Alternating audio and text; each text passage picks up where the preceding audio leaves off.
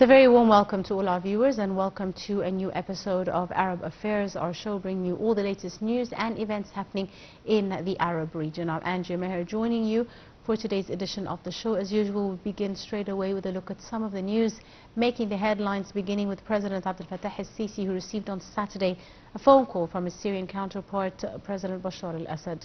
The two leaders exchanged their greetings on the occasion of the new Hijri year, expressing their deep wishes for all Arab and Islamic countries to achieve peace and prosperity.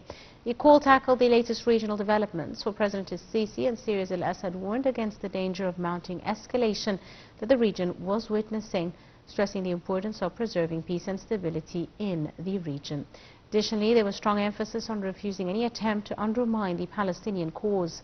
Both leaders reiterated their full rejection of any attempt to liquidate the Palestinian cause or displace the Palestinian people. President al-Sisi affirmed that Egypt continues its efforts to reach a permanent ceasefire in the Gaza Strip, delivering sustainable humanitarian aid to the Palestinian people in collaboration with a number of presidents, governments and international aid agencies, and in quantities sufficient to meet the needs of the Palestinians. The leaders discussed reaching a settlement for the Palestinian cause according to the two-state solution, with East Jerusalem as the capital, ultimately leading to the establishment of an independent Palestinian state.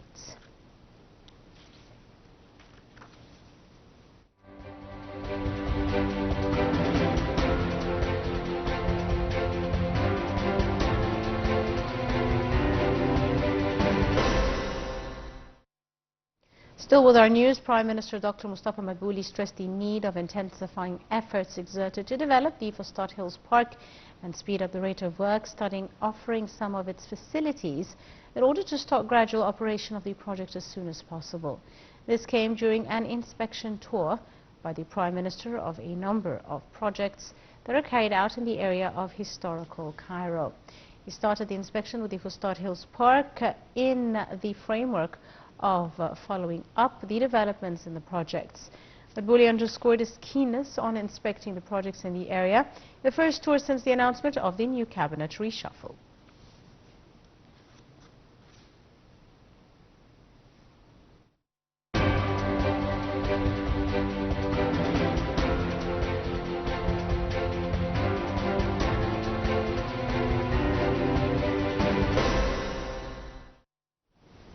And with more news, the Grand Sheikh of Al-Azhar, Dr. Ahmed Al-Taib, expressed the readiness of Al-Azhar and the Council of Muslim Elders to hold a global conference for coexistence in Thailand with the attendance of a number of religious leaders and figures worldwide, to stress the importance of enhancing peaceful coexistence and human fraternity.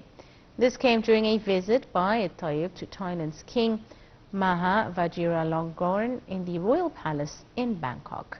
During the visit, Al-Taib said Al-Azhar institution is ready to establish centers to teach the Arabic language in Thailand and increase educational scholarships.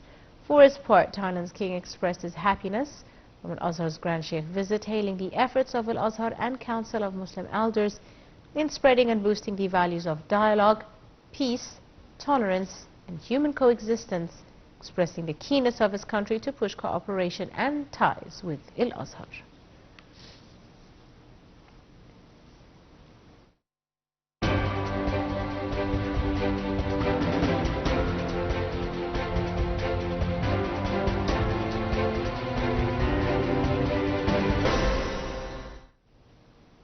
Moving to our topic for the afternoon, Hamas has accepted a U.S. proposal to begin talks on releasing Israeli hostages, including soldiers and men, 16 days after the first phase of an agreement aimed at ending the Gaza genocide war.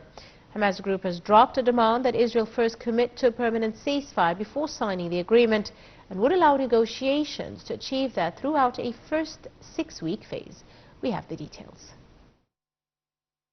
Efforts to secure a ceasefire and hostage release in Gaza gathered momentum after Gaza made a revised proposal on the terms of a deal, and Israel said negotiations would continue into next week. The Israeli Prime Minister Benjamin Netanyahu said the head of the Mossad intelligence agency returned from an initial meeting with mediators in Doha, the capital of Qatar, and negotiations would continue into next week. Netanyahu's office said there were still gaps between the sides. Earlier, a source in Israel's negotiating team spoke on condition of anonymity, said there was now a real chance of achieving an agreement. The remarks were in sharp contrast to past instances in the 9-month-old war in Gaza, when Israel said conditions attached by Hamas were not acceptable. Palestinian official close to the internationally mediated peace efforts said the latest proposal by the Hamas group could lead to a framework agreement if embraced by Israel. He said Hamas was no longer demanding as a precondition an Israeli commitment to a personal ceasefire before signing an agreement and would allow negotiations to achieve that throughout a 6-week phase.